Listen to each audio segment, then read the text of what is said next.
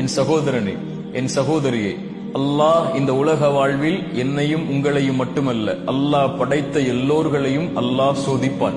வலனபுலுவன்னக்கும், படைப்புகளை படைக்கும் போதே அவன் சொன்ன செய்தி அது. நிச்சயமாக நான் சோதிப்பேன்.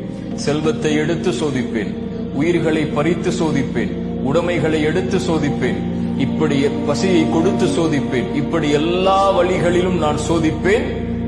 ஆனால் பொறுமையாளர்களுக்கு சொல்லுங்கள் ஒரு செய்தி என்று அல்லாஹ் சொல்லவில்லை.